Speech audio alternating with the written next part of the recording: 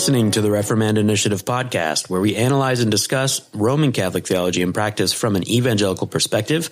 My name is Clay Kennard. I'm sitting in the city center of Rome, Italy, with my brothers and colleagues, Dr. Leonardo De Chirico and Reed Carr. Gentlemen, how are you doing? Great. Thank you, Clay. Thank you, Clay. Very well. Good. You might hear some ambulance sirens taking place, some construction. They're preparing in the city center for a big holiday where they'll have a big military parade soon, so there's a lot of noise in the background, but that's just life in the city center of Rome. So we decided we're going to have an episode today on a recent interview that the Pope had on 60 Minutes.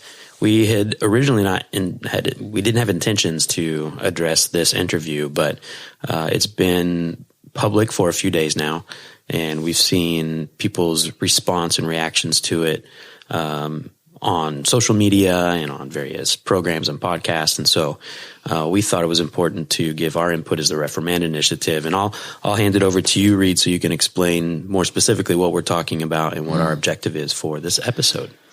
Yeah, thanks, Clay. I would say just before we get started, I think that one thing that we've claimed for quite a while, really since the beginning of the Reformand Initiative, and one of the reasons that it started was that it just seems that Roman Catholicism, especially in the evangelical world, is a huge, major, massive blind spot.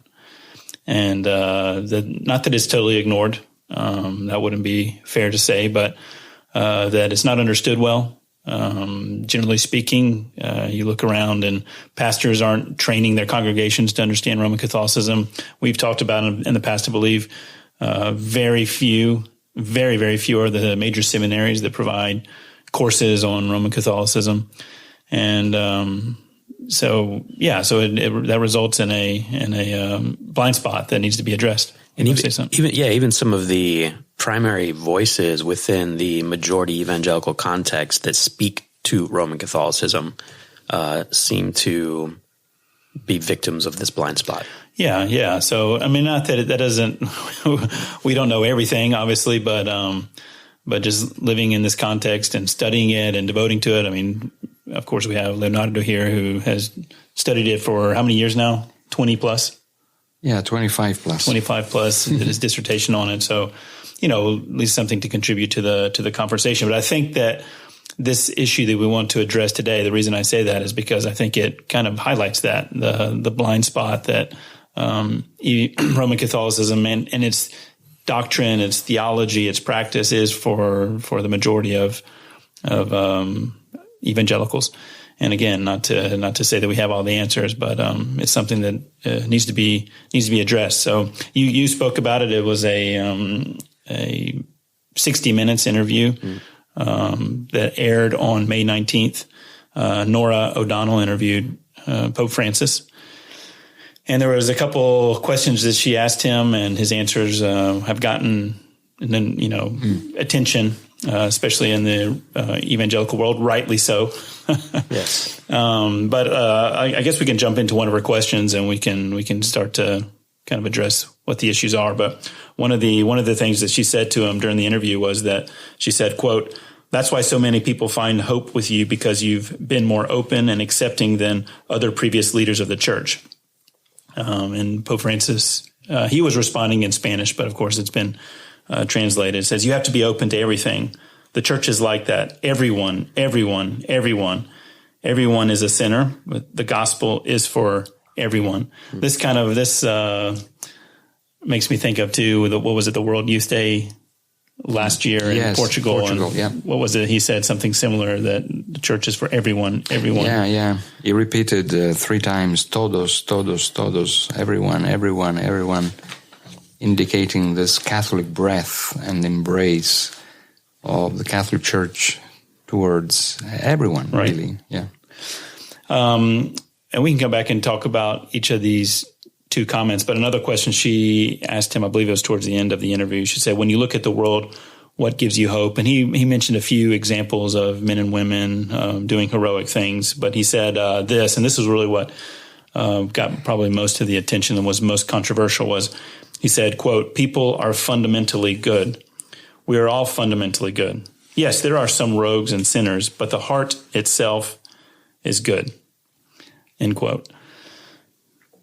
So evangelicals have been making comments about this. Prominent evangelicals, ones that we respect and listen to quite a bit ourselves. I think one, in fact, Dr. Albert Mohler over at Southern Seminary, he addressed this interview in his episode of the briefing. I believe it was on May 21st. You can go and check and he understands what's at issue. I mean, he even said, what Pope Francis says contradicts the gospel. The Bible says the exact opposite of that. The heart is good. In fact, it says it's deceitful and wicked, and it can't be trusted. And it says the exact opposite. Jeremiah 17:9. The heart is deceitful above all things and desperately wicked. Who can know it? Yeah, and then we've quoted many times on here. Ephesians 2. We are dead in our sins and trespasses. We are by nature children of wrath. To the Corinthians, we cannot understand the things of the Spirit. Those have to be revealed to us, and they can't be interpreted by the flesh because it can't be trusted. Or Christ's words in Mark 10:18, which he said, "Why do you call me good? No one is good except God." And then Paul obviously echoes that in Romans chapter 3. Yeah. No one is righteous. Yeah. No one. And the evangelicals that are responding to this publicly are rightfully using the scriptures to protest the response of the Pope. Yeah, so that is obviously something that we, of course, fully agree with. One comment, though, that, for example, Dr. Mohler made that makes really, I think, is what we want to address here and discuss, and I think that contributes to what we see that generally leads to this evangelical blind spot in Roman Catholicism, is he said he will just, in light of what Francis said, Mohler said, and I quote, "I will just state that this is outside the official teachings of the Roman Catholic Church, or represents an absolute relativism of what the Church teaches." He says, Francis is not reflecting Roman Catholic, or Francis is not honestly reflecting Roman Catholic teaching. And I think that's where we may take a little bit of issue and push back a little bit and say, well, another thing that he said, which was interesting. He said the evangelicals are being awakened to a theological reality, shockwaves through theological circles. First real introduction to the absolute theological vacuum that is represented by the current Pope, which is absolutely true. Total confusion over clarity. But this idea that, the evangelical world, or there's theological shock waves, first real introduction to this absolute theological vacuum. And so our question is, have we not been paying attention? I mean, how long has it been since Fratelli Tutti, All Brothers, was written? It's been going on 3 years. I think October will be 3 years. It doesn't seem like this is nothing new. Yeah. This is, very rooted in Roman Catholic theology and practice, especially Vatican II. But I just want to open it up and let's just discuss that. Why these comments about a theological shock waves, people being made aware for the first time to this theological vacuum? Are we wrong in saying no? This has been going on for years and decades. Yeah, I think one of the things that we should say is the temptation to follow an atomistic approach to Catholicism. That is, taking Pope Francis over against Pope Benedict, over against the previous tradition, and having this atomistic understanding as if Catholicism is made of pieces that can be easily pitted one against the other. The reality is that Catholicism is a flow, is a system that develops, unfolds, and everything, of course, it changes over time without renouncing to anything of the past. And we have to adopt this dynamic when interpreting it, rather than just focusing on one sentence, statement by this Pope, and then seeing the contradiction with previous one. It's a flow. And if you don't get this, we will end up in having bits and pieces in our hands and not knowing how to interpret. It is the same attitude that was suggested by David Wells. We talked about him several times in our episodes, writing after Vatican II. That very important book, Revolution in Rome. And here it was this evangelical theologian trying to grapple with the what he perceived as contradictions in Vatican II texts, saying one thing traditional, one thing innovative, progressive, one thing belonging to the already settled tradition of the Catholic Church. The next line, something completely different, and ending up in saying, what is going on here? The same attitude that now, Dr. Moeller and others are saying, oh, what is going on here? That was 50 years ago. And that was, 50 years ago, evangelical theology trying to grapple with what was happening at Vatican II and not having yet, answers, and feeling perplexity, feeling a sense of despair into what was happening, not knowing what was happening, not coming to grips with what was happening theologically. I think there was a limit there that understood Catholicism as a monolith, as a coherent, black and white type of system, consistent, and not having a view of Catholicism of an unfolding tradition, living tradition that moves on and adds new things without renouncing and finding ways to reconnect with the previous ones. So coming to the point, or the point at stake, what Pope Francis is saying is not something new, not only in terms of his own magisterial teaching. You quoted All Brothers, Fratelli Tutti, and several other places where he constantly focuses on what is good in us. We're good, fundamentally good. Yes, we have few problems, few issues, but in the end, we're good. But he is actually not only innovating, is reflecting the development of the Roman Catholic teaching. That is not static. That is not something that stopped at the Council of Trent, but is moving on. And moving on in a consistent way in terms of the way they understand it, consistent way, and unfolding, developing the great theme of John Henry Newman, the development of Christian doctrine. They think that this is a development, not a contradiction. So if we are going back to our limited understanding of Catholicism as being a coherent, static, already defined black and white, we are applying a wrong hermeneutical tool. We are applying something that doesn't fit. The reality is that Catholic theology is Roman and Catholic. Roman, restating, reaffirming. Catholic, always growing, always absorbing. And if we don't understand this dynamics, we come up with this surprises, saying, oh, what is going on? As if Pope Benedict was a good, solid theologian, and now Pope Francis is a poor theologian. They belong to the same flow with different emphasis, and the flow can allow different emphases and nuances, but basically standing in continuity, in Catholic continuity. So to say that what Pope Francis said in that interview is contrary to the teaching of the Roman Catholic Church is false. It's false. It's false. It perfectly fits within the teaching of post-Vatican II Roman Catholicism.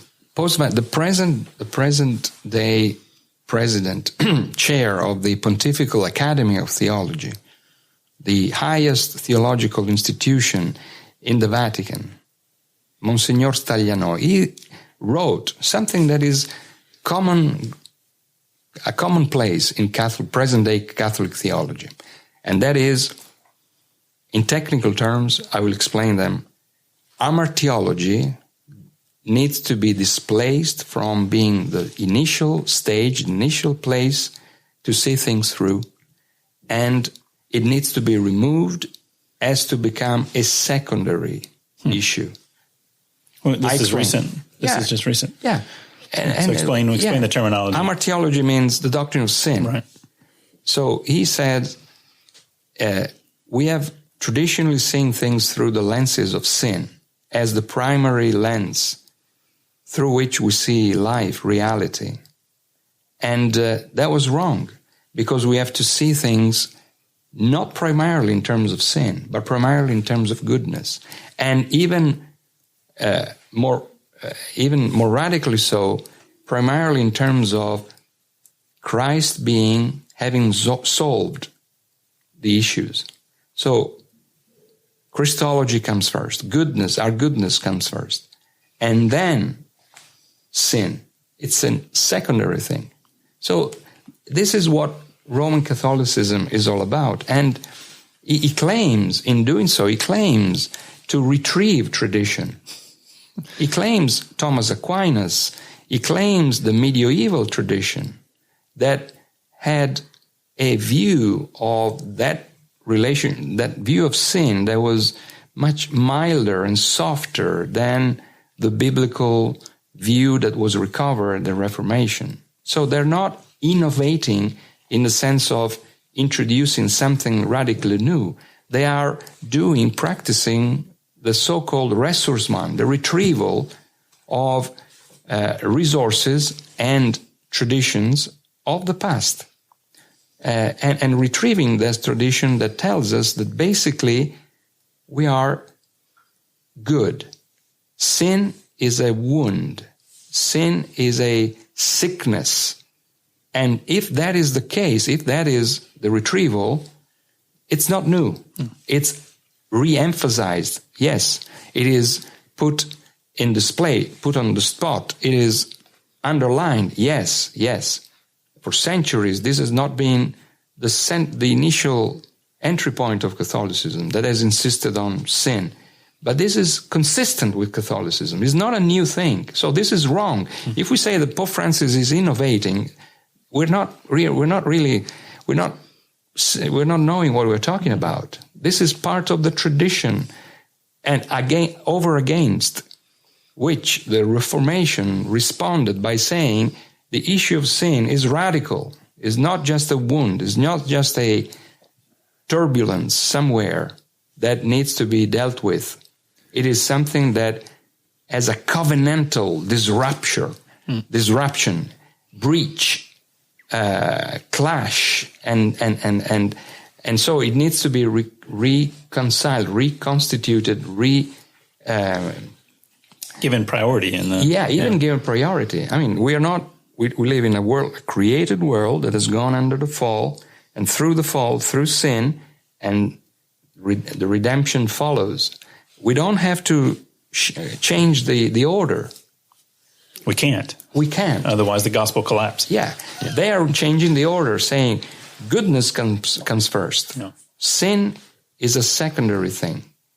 And therefore, if goodness is what marks our heart, then salvation, is for all, and is to all. And everybody, in one way or another, perfect, imperfect, full, partial, conscious, unconscious, natural, hidden, however you define it, if we're all good, we will all get there. I think, we say often, and even in preaching the gospel, if sin is small in our lives, the cross is small. Yeah. There's a direct correlation between the two. And the Reformers said this. This is obviously nothing new, but you can't invert that order and put sin after Christ. I mean, Christ came because of sin, and so if you want to say we're all good, then there's really no need for the cross. At least the need and the reason and the beauty of the cross is greatly diminished. And in fact, that's why, for example, Fratelli Tutti, I brought it up earlier. The reason we have issues with it is because it says we're all brothers, not because we confess Christ as Lord and Savior, but because we're sharing this human adventure. Yeah. And there is no talk of sin. Sin isn't present in it. And if sin is not present in the document, then why should the cross be? Why should repentance, turning away from sin, looking to the only hope, which is the cross. So that's not there. It's not there. In fact, even going back further, I remember doing some research. This is pre-Vatican II, 1951. Pope Pius XII is writing an encyclical Evangelii Praecones, 1951. You can go look it up. But here's what he says about sin, and I quote, "Although owing to Adam's fall, human nature is tainted with original sin," or we could substitute tainted with wounded, because that's another word, but they mean the same thing. Yeah. Yet, and we're again talking about human nature, it has in itself something that is naturally Christian. Yeah. So our human nature is naturally Christian. This is 1951. I mean, way after the Reformation, but it's rooted in Aquinas's understanding of sin, his teaching of it, that the church adopted, and we're naturally Christian. The church has been saying this for decades and decades. And here comes Pope Francis, who says it a little bit more, let's say, with clarity and shamelessly. Yeah. And it's like, whoa, what is this? But it's been there. It's been there for decades and decades. In between these two quotations, the one that you made reference to, and Pope Francis, Karl Rahner talked about anonymous Christians. Back in the early 70s, and that's the same thread. We are anonymously Christian, whether we are conscious or not. That is something that belongs to the very nature of our being. It is so a defining element of who we are. That is not. Now, we have a different way of accounting for common grace, the image of God's image in us, but we have different ways of. That is why we need a systemic view of Catholicism. That otherwise we don't understand the proportions, the harmonies, the different ways in which we argue and understand theological expressions like common grace, Imago Dei, etc. But this is part of Catholic teaching, and it even goes beyond 51. It's part of the one thread, and the thing is that Catholicism can pick up one thread and then uses it and uses it, and it's already part of it. It's not a new thing that has been invented, and it's part of the tradition. And so we have to move beyond static, monolithic, black and white pictures of Catholicism that tells us that Catholicism has always been this. Now, Catholicism is always moving. That has been the history of Catholicism. Absorbing, never losing. That's for sure. It never loses anything, but it absorbs, and occasionally it takes things up. And so we have to. I think this is an exercise for our evangelical hermeneutics of Catholicism, evangelical interpretation of Catholicism. We shouldn't be surprised with what Pope Francis is saying if we do our homework properly and see that he is consistent with a trajectory that has been part not only of his own teaching, but Karl Rahner, Vatican II, Pope XII, the Catholic tradition, going back to the medievals, all having a milder view of sin, and now unfolding into this view whereby we have to replace hamartiology away from its centrality, making it secondary. That is part of a long trajectory that has been going on for centuries, not something that Pope Francis is introducing.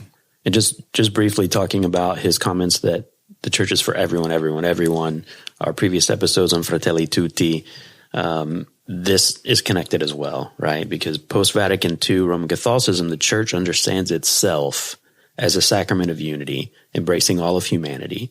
And so Pope Francis, praying with leaders of other religions, is basically putting into practice Roman Catholic teaching that we find in the Vatican II documents, Lumen Gentium 16, specifically, right? That says all people at various levels belong to the people of God as long as they listen to the dictates of their conscience. Well, how can they do that? Well, because they're only wounded by sin. They're naturally Christian. Yeah. So people would say, well, why does hell exist? Well, hell exists for those who intentionally choose to be wicked, right? For everyone else, you're close or even closer, even closest to the Roman Catholic Church. But, for them, there's purgatory that will purify you and prepare you to enter into the presence of God. So it's right. Evangelicals are right for saying, wait a second, what the Pope said is contrary to Scripture. Yes.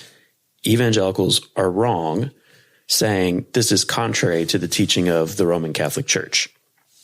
No, it's not. It perfectly fits, as we've said so far, into the teaching of the Roman Catholic Church. Yeah. If you're willing to approach Roman Catholicism properly and responsibly. And so this raises questions for some evangelical leaders that are cautious about doing so and making definitive statements regarding the status of the Roman Catholic Church, whether it's a true church or not, for example, because there's this desire to try to go back to the early confessions and find commonalities. Okay. But you have to ignore all this development that we've spoken about in the actual teaching of the Roman Catholic Church and this development of doctrine to say, okay, yeah, there's these commonalities. Yeah. Because of development, things changed. Yeah. And so that has major implications that as Bible-believing Protestant evangelicals, when we realize that the gospel is at stake, we need to be bold enough to point out what is blatantly false. Yeah. The problem is, as serious as it was with Pope Benedict, we shouldn't even, accept the polarization between the goodness of Pope Benedict. He was, this solid traditional theologian, and the badness, the evil of Pope Francis. They're twins. Yeah, and you've got people within Roman Catholicism that would invert that. Oh, yeah, they would say, Pope Benedict was the bad guy, and Pope Francis is the good guy. They're twins. They're part of the same family. So we have to understand this, that our opposition between the past and the present, one and the other, is a pitiful way of understanding Catholicism, a poor way that doesn't take into account the fact that Catholicism moves on without recanting anything of the past, but always expanding it and revisiting it.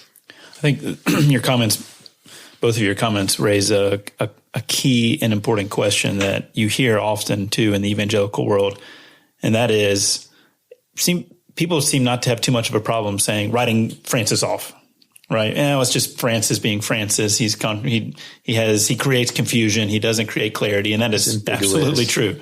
Absolutely true.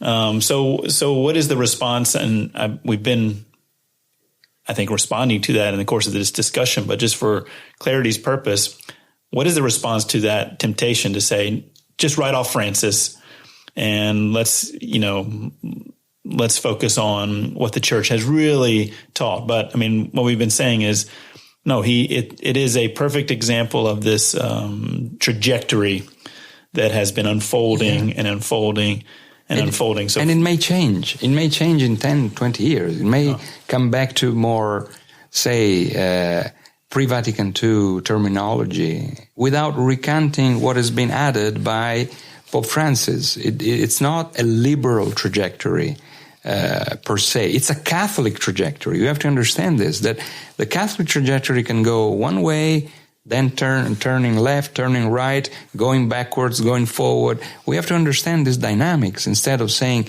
this is a liberal trajectory. It may well be that in 20 years we will go back to language that was previously used, and that would make perfect sense in the sense of the unfolding of this Catholicity. And it is very simplistic just to play one against the other. They're both and et. Francis is building on top of what he has received, and the next one will build on top of what he will have received, and everything moves, and we have to understand these dynamics. And so Francis's language that seems to be ambiguous to so many actually should give us clarity, because it It reflects perfectly the teaching of Roman Catholicism. Anything he says, I think that's a point just to underscore here. Anything he says, whether it's the heart is itself good, that is not just something that's made up. I mean, we just read 1951 that we are naturally Christian. Lumen Gentium 16, you referenced that, Clay. We've talked about it many, many times, rightly so. I mean, I think that's where Karl Rahner even got, looking at that, saying the anonymous Christian, fratelli tutti, all brothers. I mean, it's 40,000 words right there that we're good people, and we should celebrate. As you were saying, who is this important figure who said Antonio Stagliano, who says, we've got it wrong. We need to start inverting this theological pattern here, putting sin, de-emphasizing it, because that's a reality of Roman Catholicism. If sin is a wound, if it's just, hurts a little bit, but we're still naturally Christian, if we're still naturally good, then Pope Francis is just saying that. Yeah. That's all he's saying.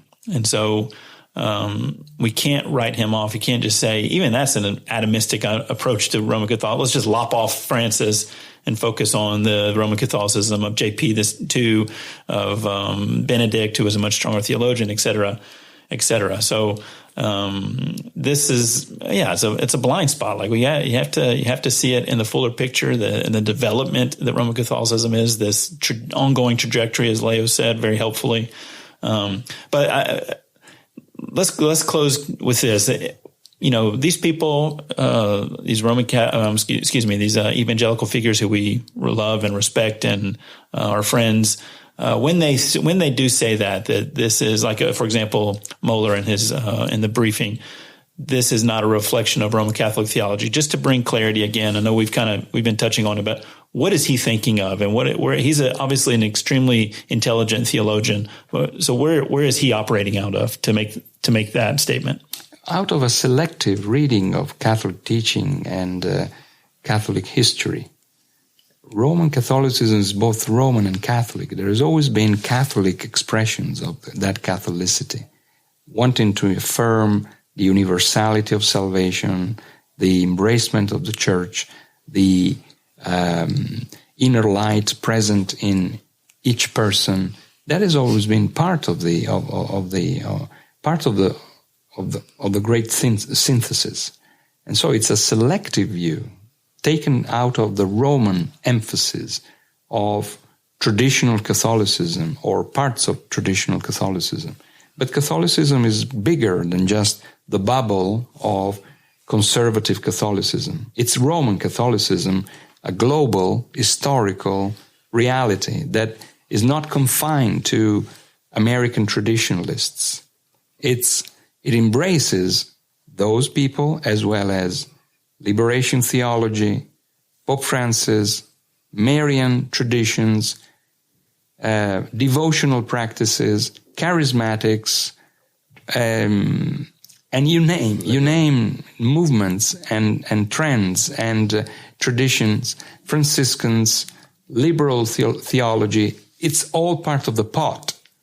And so if you select only those things that you want to see, that's a selective type of approach. You have to try to understand the reality in its complexity, in its dynamics, and its both end paradigm. It's both end, not just either or. I think that both and aspect of Roman Catholicism, as many, many years ago, whenever just listening to you and living in this context and trying to wrap my mind around and comprehend this Roman Catholic system, is that was something that was always so frustrating, that it's both this and that, even though this contradicts that. And so you use the word, we have to take a selective reading to make a statement. Maybe another word, maybe synonymous with that, could be accurate as well as being inconsistent in a reading of Roman Catholicism. Would that be accurate? Yeah. It's not fair to what Catholicism is all about. It is our limited understanding, applying our limited epistemology, our limited willingness to see black and white clarity. If these are our own patterns, Catholicism exceeds it. Cannot be reducible to our own epistemological approach, wanting black and white coherence and consistency. Catholicism has its own consistency. I don't mean that it is not consistent in its own terms. It is consistent. It has been going on for 2,000 years. But it is a different consistency, not based on what is true, the logic of the rule of contradiction or the rule of logic. It's a different logic. It's the logic of Catholicity, not the logic of biblical fidelity. That is not part of what Catholicism is committed to. It's not committed to Scripture alone. And we go back to the basics. It's committed to its own Catholic principle. That is, wanting to embrace everything human, every person, every culture, every expression, every pattern, and to include it into the synthesis that is governed by the institutional reality of the Catholic Church. That's a project. If you don't understand this, we're actually selecting bits and pieces, not understanding the whole. So I think the definition of Roman Catholicism that is available on the Vatican Files blog that you've developed, Leonardo, is how we need to encourage these people to think about Roman Catholicism. And here's the definition. Roman Catholicism is a deviation from biblical Christianity. Those comments, evangelicals affirm. Those comments the Pope said, that's a deviation, right? That has consolidated over the centuries, as you've said, as we've said on this episode, by clustering around an imperial Roman institution, centering on its sacramental system that help you cure your wound of sin through the sacraments mediated, grounding itself in its synergistic theology and abnormal ecclesiology. We've got the only religion in the world that is also a sovereign state, and being fueled by its universal Catholic project of embracing the whole world, as you just said, Leo. You conclude saying Roman Catholicism retains significant theistic Christian elements, for example, the Trinity and morality. And this is crucial, especially right now in movements we see to retrieve or trace a great tradition. You say Roman Catholicism retains significant theistic Christian elements, for example, the Trinity, the doctrine of God, morality. Yet, because of its blurred theological system, it departs from biblical Christianity at all points in different ways and degrees of intensity, resulting in a confused and distorted religion. Yeah, I think it's been a helpful conversation and a needed conversation. And just thinking about the question at hand, that very thankful, obviously, for theologians and prominent theologians such as Muller who understand that, hey, what Francis says clearly contradicts the gospel. That's clear, and it needs to be stated with clarity. But this idea that it doesn't represent Roman Catholic theology and practices, where we would say, are we sure about that? And we would say, no. If we want to make that claim, we would have to, as Leo said, only take a very selective reading of Roman Catholicism. But if we want to take it as its whole, you can't make that statement because it's consistent with this trajectory. What Francis says does contradict the gospel, but it's also consistent with this Roman Catholic trajectory that's been going on for,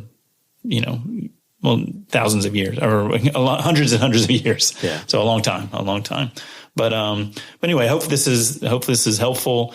Our small contribution to this interesting conversation. And again, we're very thankful for the opportunity. Yeah. So the reason we do this is to equip the church.